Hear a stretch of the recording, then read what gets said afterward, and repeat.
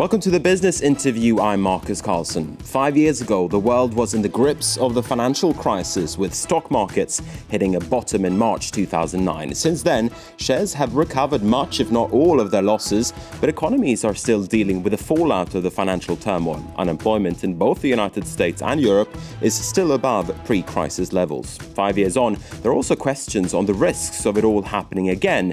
Is the world's financial system any safer? For more on that, we can turn to Joshua Rosner. He's managing director at the research consultancy Graham Fisher & Co. He's also the author of the 2011 book Reckless Endangerment, which tracked the origins of the financial crisis. So welcome to the program. Thank you very much for having me.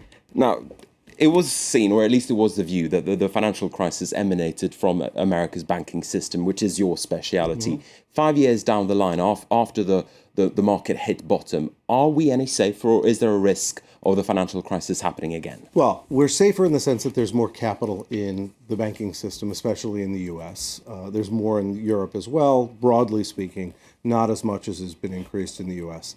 That said, I think we have put too much faith in the reforms. We believe that we have fixed things. Regulators, legislators, policymakers globally keep implying and stating, in fact, that we have fixed things. And that has created, I think, a certain false complacency with where we are. There's still a lot to be done.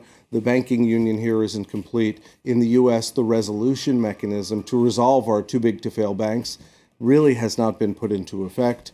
And in fact, if you look at the expectations of economic recovery driving improvements in bank earnings and bank capital, I think that we have yet to fully see that come through in a meaningful way. I just want to drill down on something that you mentioned there, the too big to fail principle. There were fears back at the height of the financial crisis that if a major bank goes under, it could drag the entire financial system with it.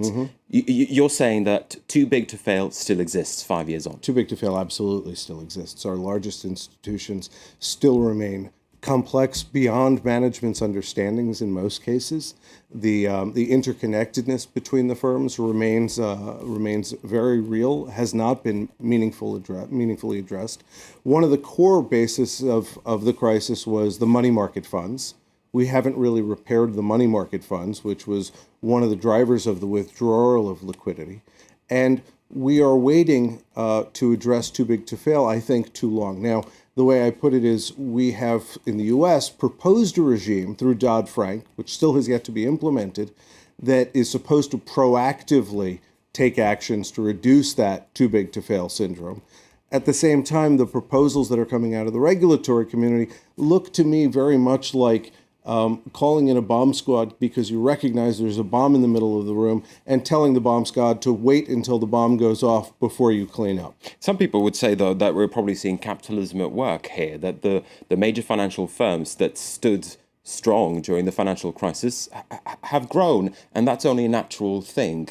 What do you say about that? I think that's a false impression. I think that argument is they've grown largely because they've been allowed to consolidate, first of all. Second of all, because they have been given lower than other firms' cost of capital, because there is now an implied government guarantee, much like there was behind the U.S.'s Fannie Mae and Freddie Mac, the housing mortgage secondary market players, who for years people said had an implied government guarantee that translated into a lower cost of funding, which ended up driving their growth, the distortions not only in their business, but in the broader market.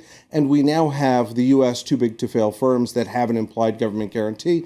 And in Europe, our largest institutions really are seen as directly interconnected with the sovereigns.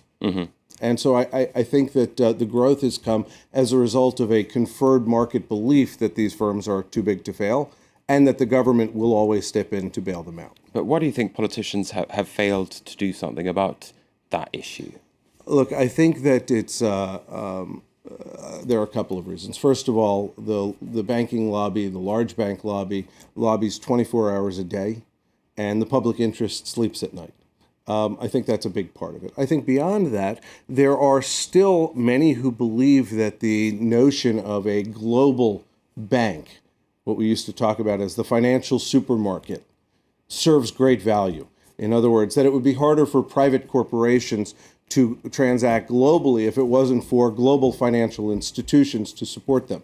And that, first of all, flies in the face of history, where we had syndication of loans, where we had market funding for loans. Beyond that, we have yet to really ever see significant cost benefits or end market benefits to users of financial services from that supermarket approach. That said, there are many who still believe that that is, in and of itself, improved efficiency and something worth retaining. What do you think the likelihood is that we'll see another Lehman Brothers, another major bank going under?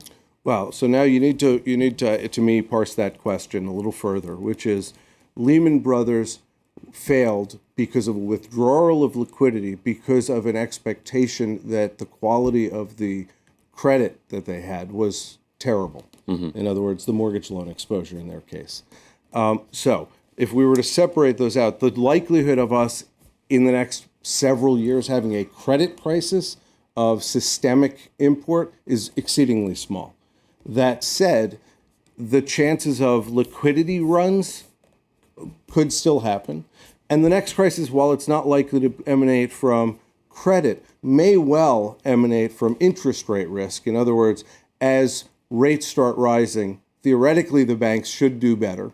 But if there isn't loan demand, and that really is one of the key issues here, if there isn't adequate loan demand, we'll see the repricing of their loan books, with many of the loans defaulting because they're weak credits that can't manage the higher rates.